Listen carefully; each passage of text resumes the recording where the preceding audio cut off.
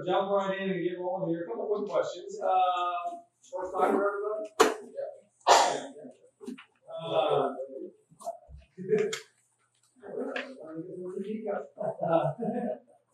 Cool. All right, so like I said, we're going to jump right in. We are going to talk about all the steps involved in getting your pool opened up for the spring. First thing we start with, when my guys come out and over the pool, same thing you're going to start with is dealing with the pool cover itself. And that's going to be to clean it, remove it, fold it up, and what's going to do to store it. How you're going to store it for the off season. How many people have like a safety mesh cover that anchors to the concrete? Quite a few. That's the most common. You may have a solid motorized cover. Anybody? Couple. You may have more of a tarp style cover. Got a few of those too. All right. So the first thing that we're going to deal with before you can try to undo it, take it off the pool, and all that, is going to clean the cover. We do a lot in depth cleaning, but we take our pole, our brush, and garden hose, if it's a solid cover, that is particularly, and we try to get as much of the debris off the top of the cover. I could be using the net to get off things, stuff like that. We do sell and we do use a product. It's a cleaner and a deodorizer called Cover Care. This works really well, and it doesn't have anything in it that's going to mess with the water if it gets into the pool, stuff like that. So I highly recommend that. If you're doing the solid covers, obviously you need to have your submersible pump pumping the water off it and put more water on top of that cover. Brushing, what we do with those styles is clean a section, open it up a little ways, clean a section, that way the water stays, keep it up to pump off the cover. On the tarp style, you just got to kind of clean it. They're hard to get off the pool without getting some of the stuff in the water. Take it off on the shallow end. That way anything that gets in the pool will settle quickly to the bottom of the shallow end. You can clean it up a lot easier. Take it off the deep end, it's going to get stirred up more and all that. The most common out there is more of a safety style cover that anchors to the ground. Now this could be a solid or mesh. If it's mesh, obviously the water passes through it. So there's usually not much to clean up unless the water's almost gotten too high and it's coming up through the cover. There's some solids that have mesh drain panels down the middle. Same thing, most times the debris doesn't collect on these. But if there is anything on there, you can take a net, scoop it off or a brush or anything like that. Then the next thing you're going to deal with on the tarp style and these, the safety style is removing them from the deck. In your concrete deck, you're going to have anchors that are in the concrete. They can either be a spring-loaded style like this, with quarter turn and it holds it in that position, and then when you're going to put it down, you put it down flush.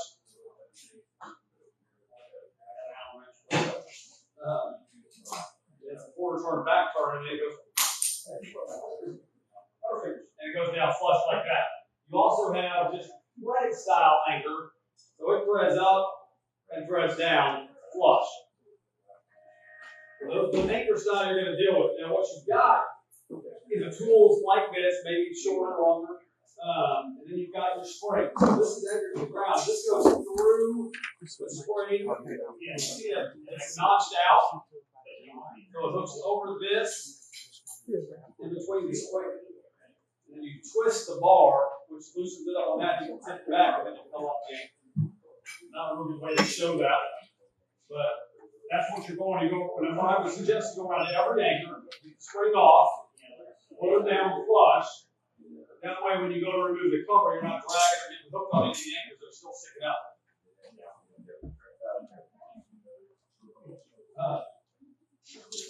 Any questions on that at all? Okay, yeah, no, that's fine. I'll leave it in.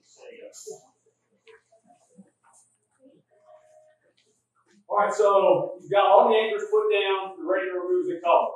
Obviously, motorized covers, people know you turn the key and it opens itself up, those are easy. The other styles, we do what we call fan folding of the cover.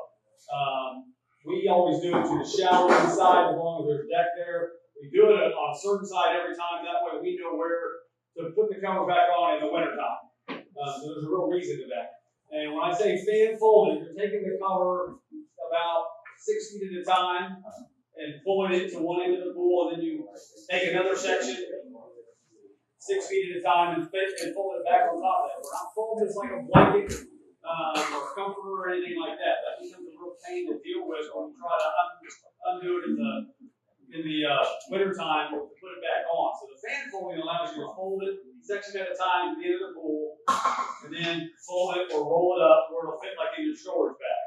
And then you repeat that process in the wintertime. You can unroll it and then immediately be able to just pull right on. If it's folded up like a blanket, then you're trying to drag it all out. It's going all over the place. It's a really tough task. So the fan folding is a very important thing to make it easier on yourself during each process. Also, back to the cover care. You just sprinkle some of this on the cover when it's folded up in the bag and stuff like that. It'll keep the stuff away, make it smell better, and things like that. So besides the actual cleaning of it, you kind of sprinkle some on and leave it a little bit wet with the storage water. All right, any questions on dealing with the cover, removing the cover, cleaning the cover, things like that? I would take, not really. I would take like if it's a mesh, you can sit it outside, let it sit up, it'll drain off. It's going to dry in its bag. If you're doing like a truck style, I would probably try to leave if the guy would just let it sit up, let it dry off somewhat. It's almost impossible to get it all completely dry. So we don't focus too much on that, quite honestly. Yes. Can you install a safety cover if you have just a generic tarp cover? Can you have that installed in concrete? Yeah, absolutely. Or is that something to do like a 40-foot concrete? No, it's done once. It's done after the concrete's poured. Perfect. Yeah. You can have that added on. Done at any time. Perfect. Yeah. One more. The GOB you were using, is that for the filter cleaner, or is that? No, for the cover. The cover here. So that's a different product than the filter cleaner? Correct. Okay. Yeah, this is simply for the cover. Cleaner, deodorizer, and all that. Okay, so we've got the cover removed and put away. The next thing we're going to deal with is well, we'll do it from the homeowner standpoint, is getting the system ready to start up, getting the plugs pulled from the pool. So in the pool from the winter time are plugs that look like this. It could be large rubber plugs, threaded plugs, smaller rubber plugs. These are the things you're looking for inside the pool to remove. In the skimmers will be the larger plugs like this. You could have one or two in your skimmer. Vinyl pools are only going to have one in each skimmer. Your gunite pools, depending on the pool and some of the features, could have one or two holes. Well, they're all going to have two holes. One, the back hole is normally plugged from below, so you're not dealing with an actual plug inside there, and then one plug in the front on the new one. And then on the side walls, your return lines could have a combination of these type of plugs here, depending on what we had or how it was winterized when it was done. But both plugs will work the same way. So these get removed from the wall, removed from the skimmers. The wing nuts, obviously, you just use your hands to do that. These get in there. A flathead screwdriver works real great. Put in there a little cross leverage and then open it up that way. Once you remove the plugs from the skimmers, you're putting your skimmer baskets in. Vinyl pools have the straight wall, flat skimmer. Concrete pool will have the what we call the U3 skimmer basket. In the return lines, you're going to have eyeballs like this. They go in there. We're going to talk about what you do with these besides just run them in like a light bulb. You've got the little directional arrow or directional eyes in there. Everybody wants to angle them up and see the surface move and all that. That's really not the best way to do it for the flow of the water in the pool. You want them angled down and create a circular flow in the water. That gets all of the areas of the pool circulated with the chemicals and for filtration purposes. So in most pools, you're going to have a minimum of 3 return lines, or what will look like return lines. In most everything that we build, there will be 2 that gets these, and then if you have a pressure side pool cleaner, the wall fitting for your pool cleaner will thread in the one that's in the center of the pool. On the wall, of course, but center on the pool. Any questions on that? Yes. Yeah. So I might have done something wrong when I closed it down, but I got it above ground pool and I didn't talk to you where the water got up, I got it spraying out. Yeah, above ground you're fine. Okay. I mean, unless you should have pulled plugs on like a filter and pump and all that. Pulled You take the whole thing in. Yeah, you're fine. Yeah, so in that situation, the water will be right out. You did you in? Alright, so now the rest of the situation is on the reselling the equipment is finding the plugs for your equipment. If we winterize the pool, everything that we pull off, plug wise, handles to valves, things like that, we store in your pump basket. Get a lot of phone calls. Where do my valve handles go? Where do the plugs go? They're in your pump basket. We store them there because that way we know they're not going to get lost. We used to put them with the pool equipment stuff, and then they wouldn't be found in the spring when we come back over the pool. So you look in here, and you're looking for the plugs that look a lot like this. They could be both colors. There could be a slight different design, but they're all the same size plug. Most pumps have two plugs. You could have a plug on a heater. You could have a plug on a booster pump that runs your pool cleaner. Could have a plug on a chlorinator. So those are all areas to check. You'll know what you're looking for based on what you pull out of here. You're just going to go back on somewhere. Like I say, you take all the plugs out of here, get them reinstalled back on your pump, on your filter, all those areas. That way everything is sealed back up.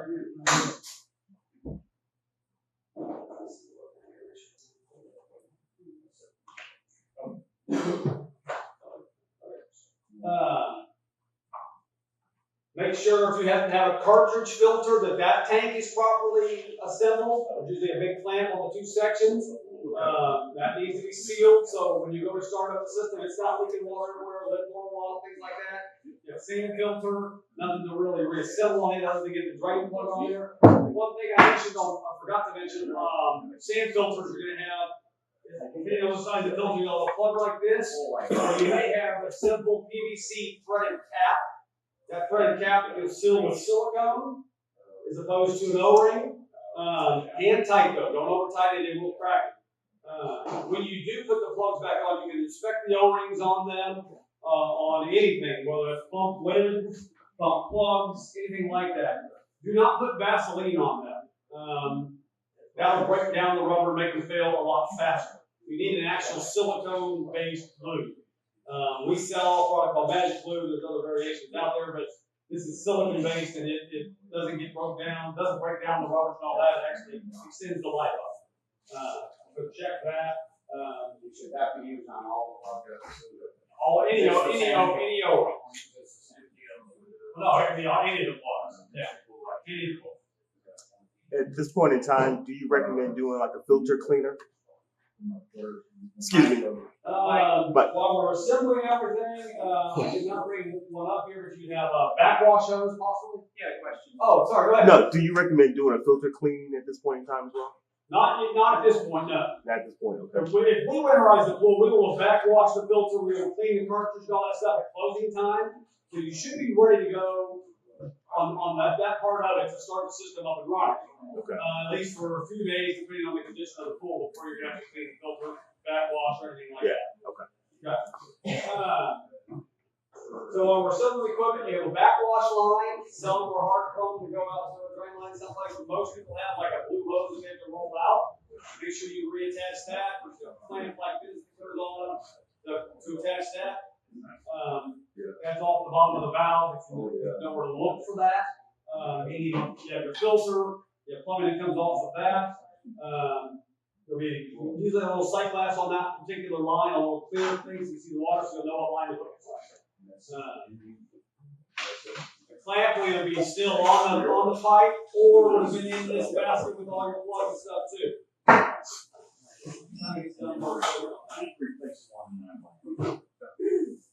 Alright, so the next thing that we're going to deal with, or that you will need to deal with, is getting the system started up. If you ever have had us open the pool, we don't start the system up right away because we're bringing our own system, we're going to do our own feeding with our own thing, so it's not imperative that we have that done yet. But for you guys, you'll have to get the system started up because you're going to use your system to vacuum the pool and do all those steps. So starting the system, this is where I get the most question how I find the pump and all that.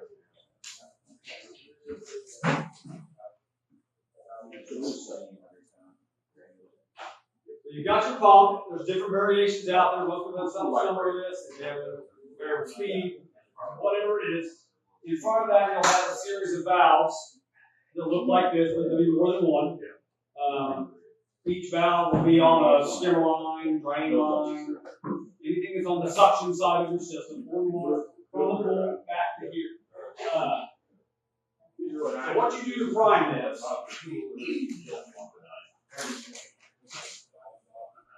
these are garden hose. You're going to fill this with water. Before you do that, start with these valves closed. Let's talk about this. I'll get this confused. The handle, this is the closed position. The handle's going in line with it. Opposite of what you think like on a gas valve and all that. That's the closed position. That's the open position. So start with the closed on all the different valves. Well, you start with open, but if you put the hose in here and you start filling, it's never going to fill all the way up. The water keep going through the lines down to the pool. So close them. That way we get as much water in all the pipes in front of the pump as we can. That's going to help us prime the system up. We get them all closed, filling this up, water spilling out of this. At that point, pull the hose out, put the lid back on. So valves are closed, lids on, full of water. Everybody with me so far? Okay. We're going to prime one line. Don't try to prime all 2, 3, 4 at once. You're trying to spread the pulling power in the pump too thin. So you're going to, essentially as quickly as you can, you're going to turn the power on, you're going to open up the line. You're going to watch. You're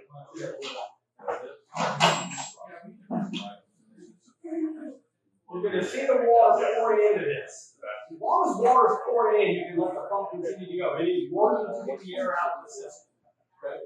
When you look in here and you don't see the flow of water, then we've got a problem on the priming. As long as that water's coming in, it's going to work the air out, and eventually it's going to prime up as long as keep doing that. You can dump it out. On top of your filter, you're going to have an air release assembly of some sort. This is just two variations that are out there. A little knob on the back, you can open up and let air shoot out. On both styles. Some of them are a little bit different. Sometimes you can get an angle like that. But regardless, you open that up while you're trying to prime, it's going to let the air get out of the system easier and make your priming easier too. Just pay attention. At some point, the filter's going to fill up with water instead of air. Water's going to be shooting out this line instead of just air. So while we're trying to prime, we've got that open. We're still watching in here. Hopefully it builds up and everything goes perfect. If it doesn't, then all of a sudden it stops and goes slow a little bit. Turn the valve off, close your valve, fill it back up with water. It's possible to have to repeat the process 2 or 3 times to do it. It may not, but you might have to. So let's focus on it like it's priming up and it's doing well. So you've got one line fully primed. Now you've still got 2 or 3 other valves that you're going to have to prime. While the one line's going well, take the next valve, open it up all the way for a second. Watch in here. You might be able to just keep it open, and you might see it catch itself back up and prime it. You may have to shut it to let the pump get primed back up on the one line you already have, and then open it back up, let some more air out. Depends on how much air is in those lines. There are times when you'll open it up and it'll be perfect. You'll see it. You'll be able to watch it, especially when it's doing the skimmers. We've added antifreeze in those lines in the wintertime. So you'll know when you're getting all the way to where the skimmer's at, because you'll see pink water coming out. So you'll know you've gotten most of the air out when you get to that source. If you're watching closely. Correct. Because you've got full water, no water in those lines. They're helping you with the other one. So you get that next one, like I said, you may have to open and close it a few times, get it primed up, and just keep doing that down however many you have till you have them all done. You may have a pull spot combo. What? Let's go down that path. A pool and a spa load. You do? Okay. So we'll talk about it real quick. So you're going to have a series of valves too. In between the pool and the spa plumbing, you're going to have a valve to open and close from one side to the other that you're going to also have to deal with. So you're going to prime one side, then you're going to rotate that valve to control between pool and spa, and then you're going to do the same thing to the spa. Just keep in mind you have that valve that when you're doing the pool side, it's going to be closed to the spa, and vice versa when you do the spa. That make sense? Okay. Yes. So I feel like I'm staying, but I don't have to move valves like that. Yeah, your situation is a little bit different because yours is a flooded suction pump, and it's going to be flooded with water right away. So really, you get the lid on, you turn it on, you're probably going to start right up. So I can just fill my pool pool is another flood into the last area. Yeah, if you don't have the valve, you're gonna need that on you, as you fill it up, it's gonna fill your pump for you. Yeah. Alright, any questions on priming the pump? Yes, With that same combo, I'm gonna have to isolate my supply to the spa. So I have to supply the pool only while I prime those pumps and then. that part won't matter as much, because I'm assuming your spa spills over into the pool. Yeah, that's true. Yeah, so no matter which, on that part, you can shoot it all into the spa, it's gonna spill in there. You just won't have it set up right for all day operation as far as filtering and everything properly, but when you're priming, it won't matter. Yes. Clarification on priming, have sand filter, we just keep it shut filter. Good question. Yeah, I mean, I covered that. On your multi-port valves, filter is your main mode. And I tend to start everything up myself on filter. A lot of my technicians like to use recirculate. Less resistance on recirculate. What recirculate means is the water's coming from the pump into the valve and going straight back to the pool, not going through the filter. So it can make it an easier job to prime with no resistance whatsoever there. So it's not a bad way to do it. Eventually, you got to be able to have it running on filter. It's got to be able to handle that. So like I said, I prime everything up. I tend to initially on filter. If I'm running into problems priming, yes, I'll then go to recirculate and try that if I need to. Very rarely does that. But it certainly is good. Yeah, filter what you're going to be.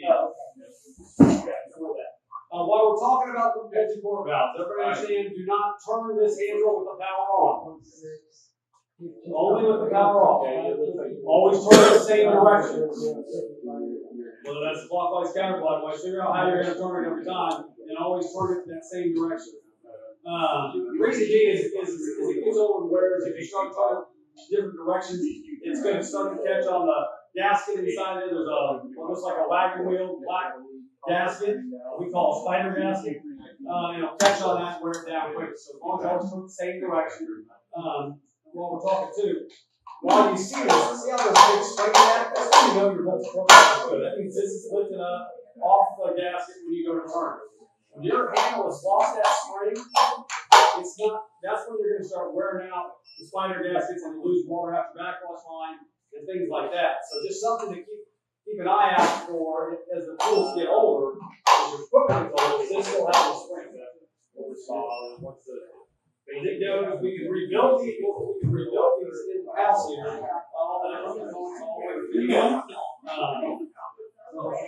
Much less than it costs to replace this entire call it E-step.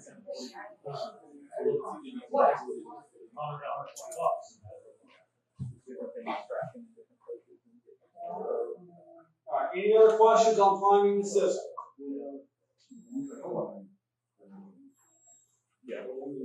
Alright,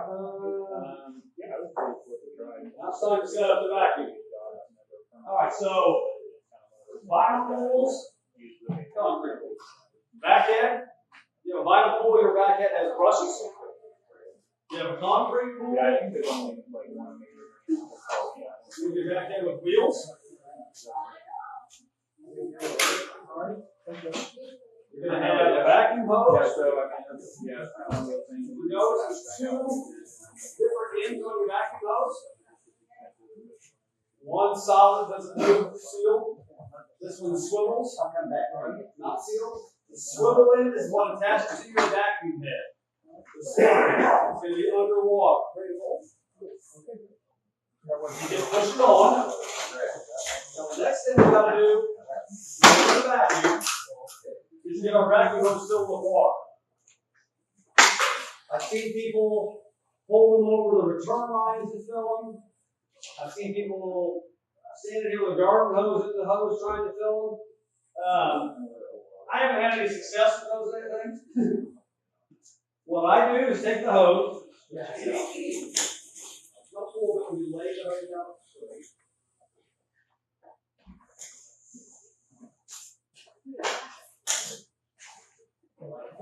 take the hose and you feed it straight down the wall. I'll put it half 2 feet in a second. You are guaranteed to fill the hose.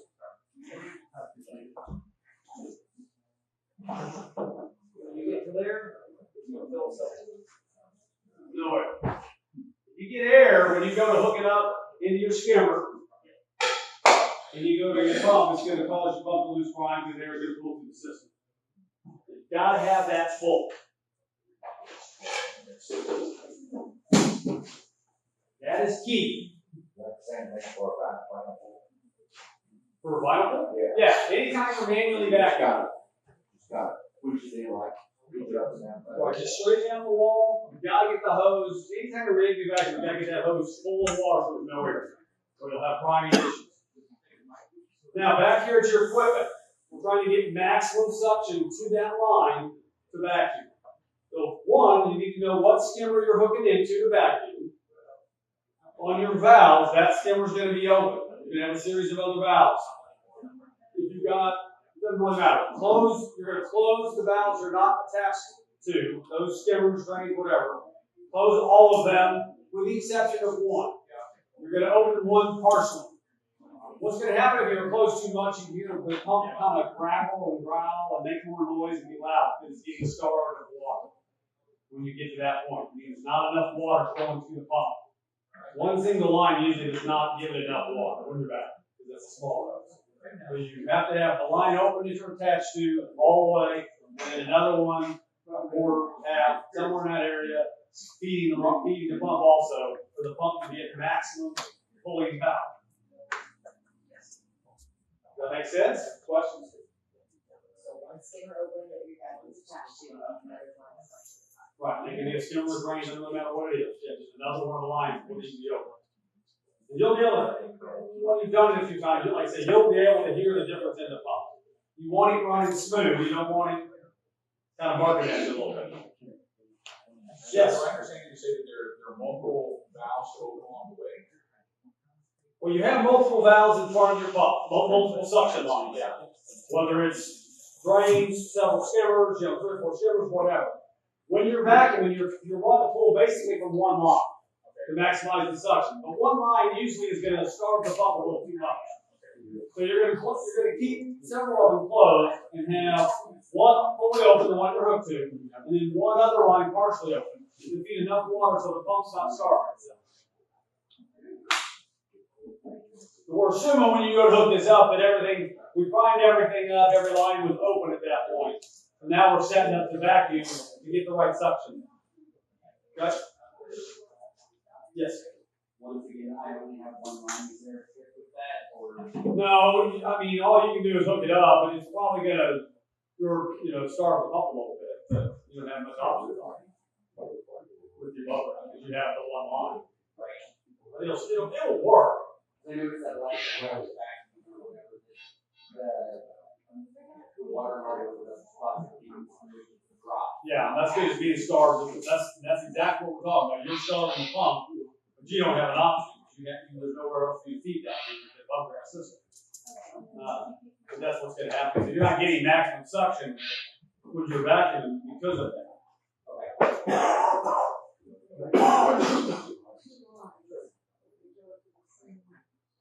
Same valve. Okay. They bring a 3-way valve up. That's no problem because you let's say the other line is here, and depending on it's gonna be hard to explain the valve, but there's a way to partially. If this was the other line, let's say you closed off one line here and you pull it here, and you're hooked into this line, so you're going to open it slightly for that line to get blocked off. But then you're just going to have full line and partial. There's a way you can do that if you have a 3-way. Does that make sense? Yeah, I just Never thought about it. Yeah, the 3-way valve throws people off. But there's, and not only that, if you're trying to turn in your thing and stop, you can lift the handle up above the stop and then you turn when you need to also.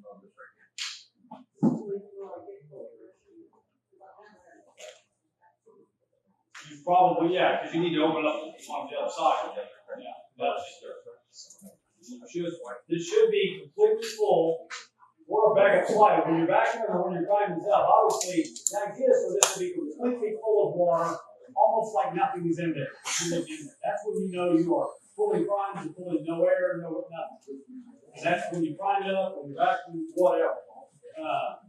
You can look in there and you can see it's not all the way up, or you can see a bunch of turbulence. it's not fully fine. It's gonna be close.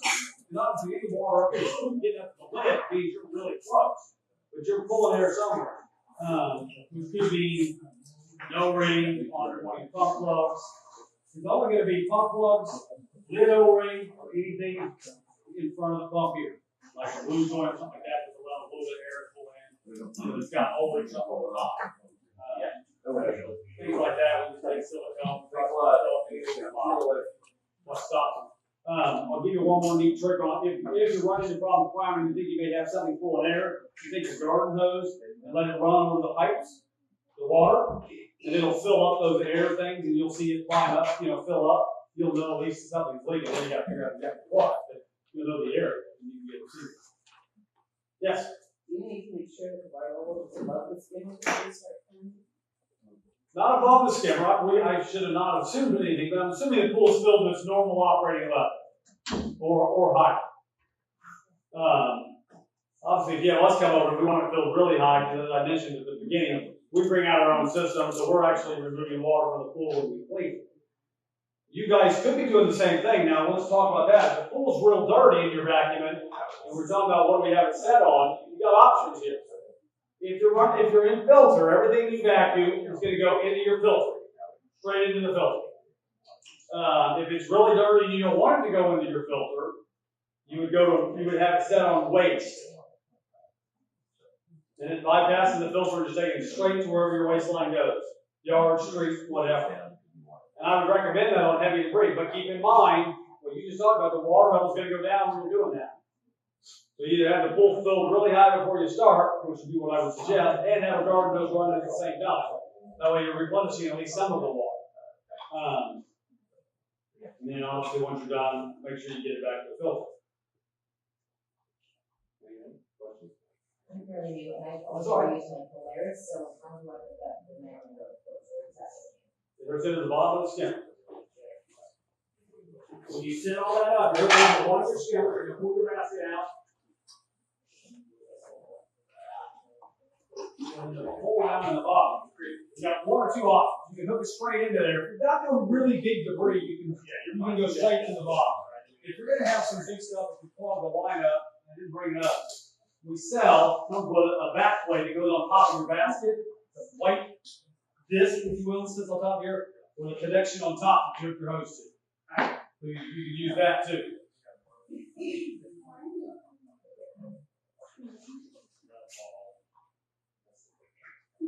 So if you use the back plate, just hook into that, and it's going to pull down right on top of the skimmer. You don't get as good suction with it, but it does pull that.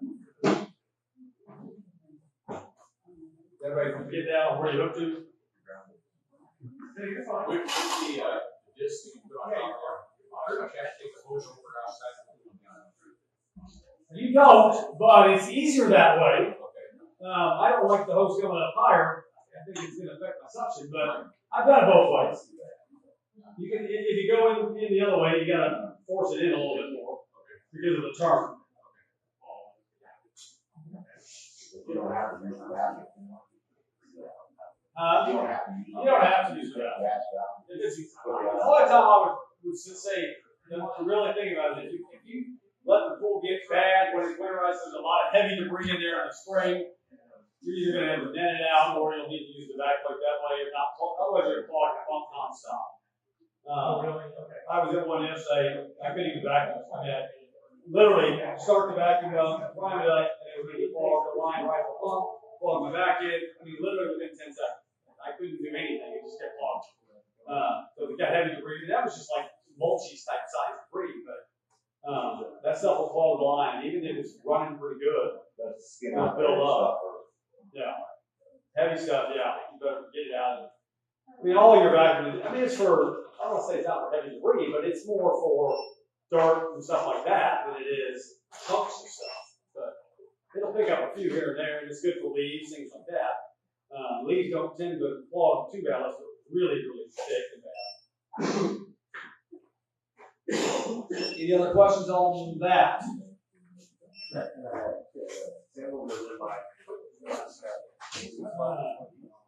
Okay, so vacuuming the pool, it's kind of like mowing the yard. You start on one end, work your way back and forth. do the whole pool. I like to start in the shallow and work my way to the deep end. Especially if we're pumping the water level down, stuff, get all the high spots, benches, stairs, things like that first, and then work my way through what I can see. Depending on the clarity of the water too, I like to go where I can see the best, so I can do the best job I possibly can where I can see that, and then finish up where it's not quite it's more hazy, stuff like that. Obviously, as the debris goes, it's gonna go down the slopes and stuff like that too. With vacuuming, I can't stress it enough. If you go too fast, you're gonna stir things up. And go slow. If you're vacuuming the waste and removing it from the pool, then you're gonna have to gauge your speed a little bit more at that point because you're actually taking water out of the pool. But the slower you go, the better the job's gonna do. The stuff's gonna come around the back end and get into suspension and start up and need more and more additional things that's gonna have to be done.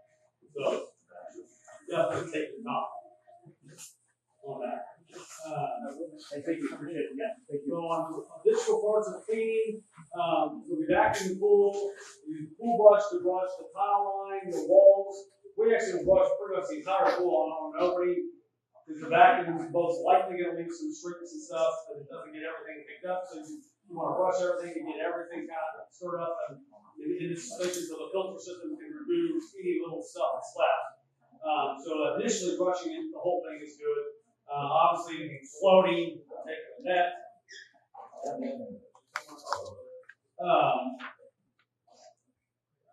Take a net, scoop the stuff off the surface. This is called a deep relief net. We have skim nets that are a big thing. Both work fine for skimming the surface. This works both ways. You got more bead stuff like that. This does go longer than I need to.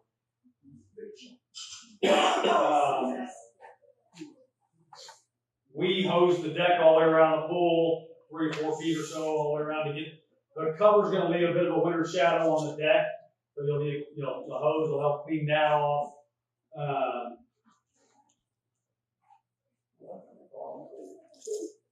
The anchors. One thing I failed to mention: when they're up, before you put them down, it's a hard one on the steps because you really want to get them down so you don't drag the cover on it. But ideally, you can clean these. You clean the deck before the cover's off. You can clean these out and they'll not get clogged up and stuff like that. Some people will pop them back up after the cover's off and repaint and all that.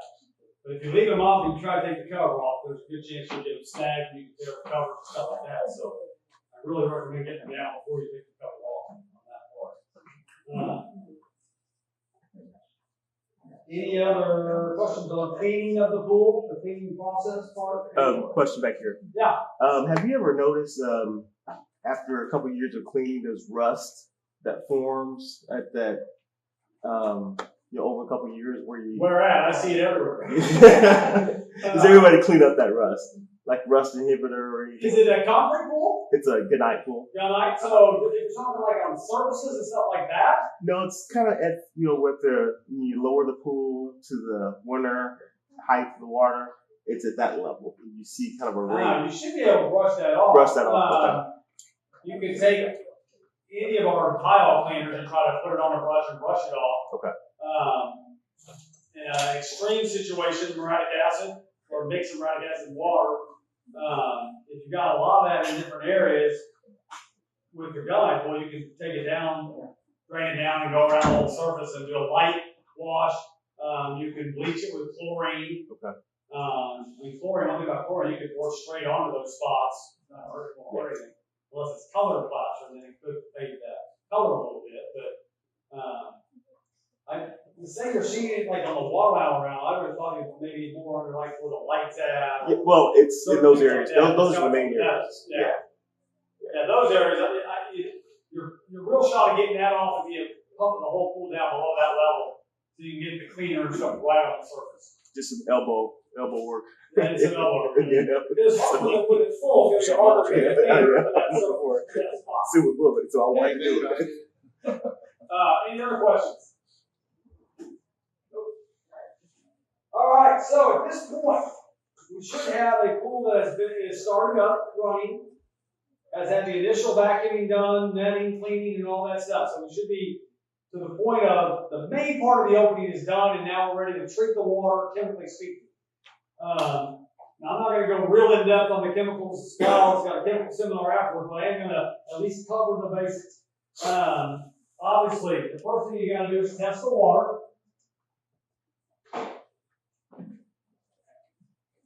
That can mean one of a few things. That can mean taking a water sample, bringing it in here, letting us test it in our lab, which we do at no cost. At any time, bring in as much as you want, we'll test it. Otherwise, it means having a home test kit. There's test strips. Quick and simple, easiest way to do it. There's the Ever Basic 2-in-1 home test kit, liquid kit. Most people probably at minimum have that.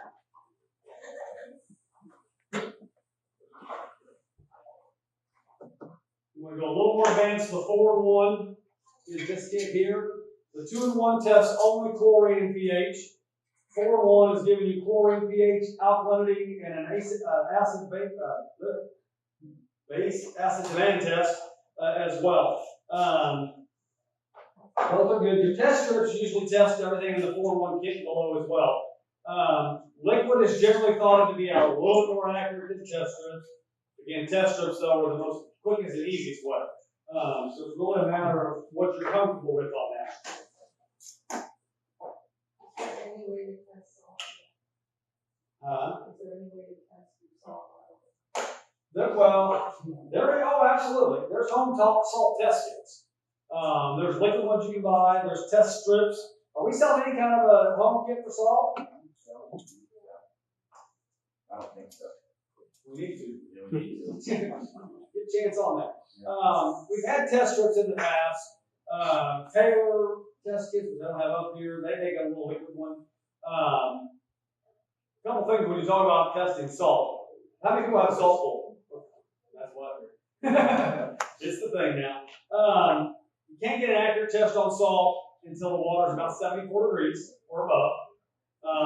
When you test it when the water's colder, the salt level is going to test considerably lower than it actually is. To the point of being so dramatically different, we don't test it when we open pools. We used to try, and we would try to balance it, and we screwed up every pool and had the salt level sky high. Not quite like an ocean, but still way too high. So we wait now. I mean, we don't do it on the opening night. Again, there's no way to accurately adjust it and all that. As a homeowner, what I would recommend is the same. You're going to run the same thing. We know, well, if you have an idea what the salt level was when you close the pool, you can have a good starting point. Obviously, if we winterize the pool, we're lowering water down in most situations to winterize the pool. So we're removing salt when we do that. Because your salt level is not being affected by any other thing except for dilution from rain and stuff getting into it, or removal and fresh water being added. So we know it's going down some. So what I would do, if I was a homeowner, I would add 1 or 2 bags when I open the pool. See if the light goes green on my salt cell. If it stays red, I would give it 24 hours. If it stays red, I would add another bag. If it stays red, I would add another bag. As long as you know everything else is working right until I get a green light. And then I would stop at that point, because I know as the water warms up, it's going to be even higher. I'm just trying to get the green light on so it's producing chlorine at that point.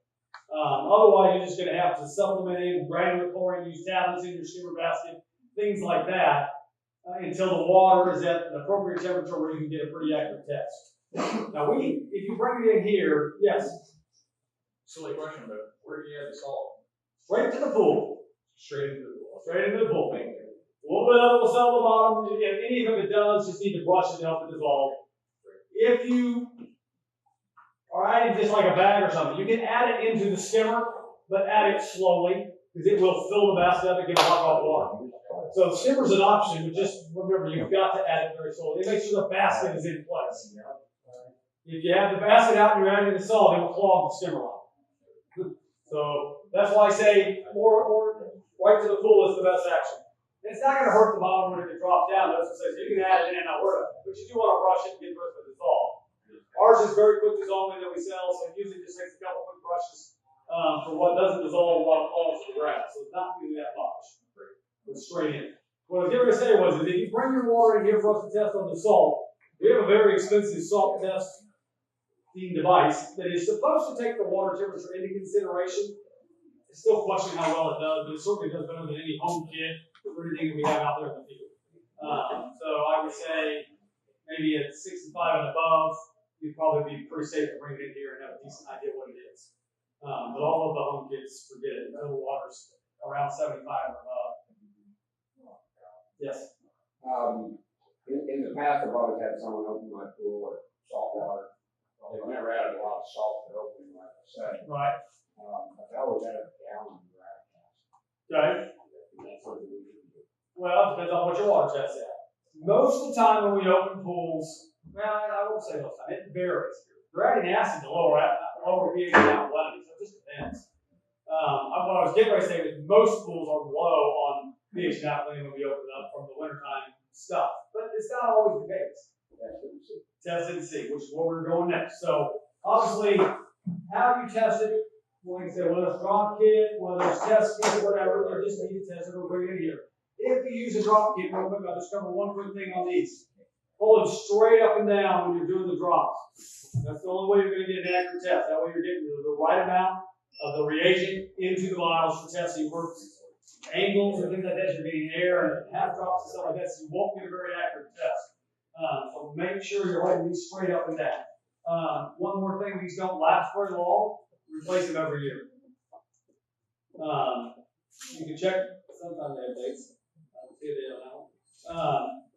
They generally only supposed to last 1 year. And then they lose their effectiveness of being an active test as well. Okay, so what we're testing, obviously, on the opening, the main things is your pouring level, pH and alkalinity. That's the three biggest factors at all times. Obviously, at opening time, depending on what the water looks like and things like that, chlorine is the biggest thing we're dealing with. To try to get it sanitized, to try to get it cleared up, and all of those things. You can generally see the bottom when you're dealing with 1 pound per 10,000 gallons. If it's hazier or a little bit of algae, things like that, you can increase that up to as much as 3 pounds per 10,000 gallons. If you could test it frequently, I would usually not go more than 2 pounds per 10,000 gallons, but check it a couple times a day if you can. If you don't do that, you could add it in the morning and wait till the next day, but it can get used up in a matter of a few hours. So then the whole process starts again from the water trying to remove algae or whatever it's dealing with. The more frequently you can test it when you open it, the better chance you got of getting it cleared up and over the hump faster, for sure.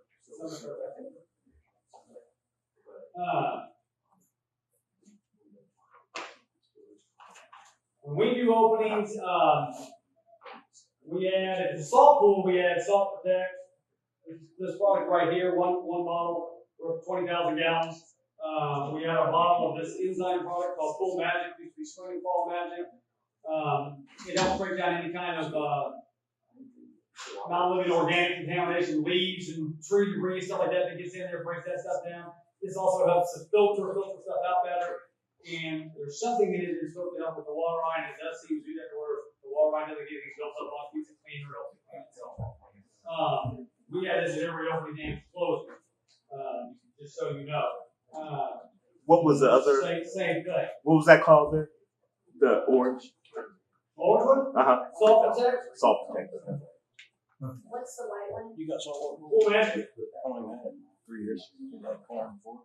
Yeah, for those. First year, and then salt was rest of the year. Huh? I don't think I need about this. For salt. Yeah. If it's a non-salt pool, it's Protect All Spring, which is a very similar product to Salt Protect, but they're a different formulation for the salt water. Don't ask me what that formulation is, I do not know. Okay, if the water is pretty clear but hazy, you might want to use like a clarifier. Durex 500. What any clarifier does is it coagulates with the small particles in the pool, makes it larger, so the filter can grab a hold of it. Lots of different products that can be used for clarifier. The liquid clarifier here that's got here. DD powder that we sell, dietary reserve, is a great filter aid. Aluminum sulfate, or what we call alum, is another good one. Most of your clarifiers you add through the skimmer. That way it kind of coats the top part of your sand or your grids to help them filter better. Just read the directions on there, and it'll cover that. Last thing, your pump. When you first open up the pool, if it's not sparkling clear and it's swimmable like you want, you need to run the pump 24 hours a day. Until you achieve that clarity and stuff like that you want. At that point, you can then run it less and stuff like that. One thing I don't normally have to mention, but now we've got more and more people with variable speed pumps.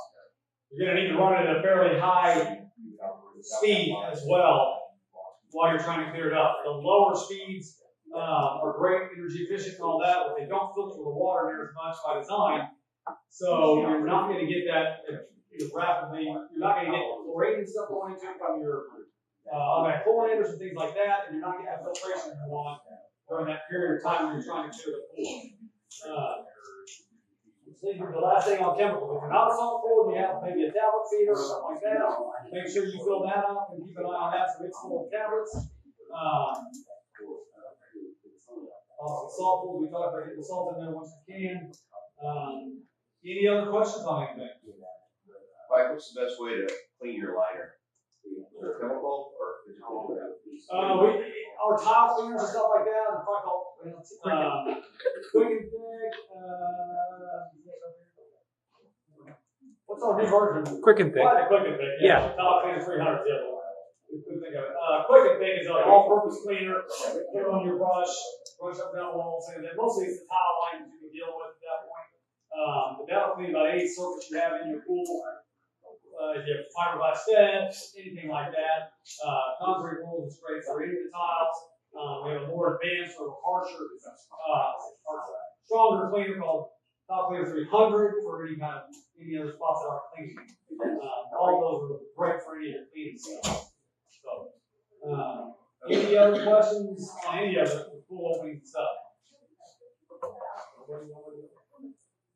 Well, I thank you very much for coming. I hope I didn't bore the heck out of you. Before you leave, we do have some free samples of a couple of products up here.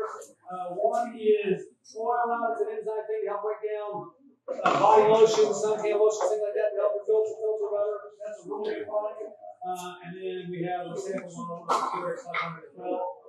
And then Vince has got some water sample testing balls. And then as you walk out the door there, everybody there once in a while will bring water test two samples. Anything else? Quick question. I may have missed this. What's your optimal time to open up the pool?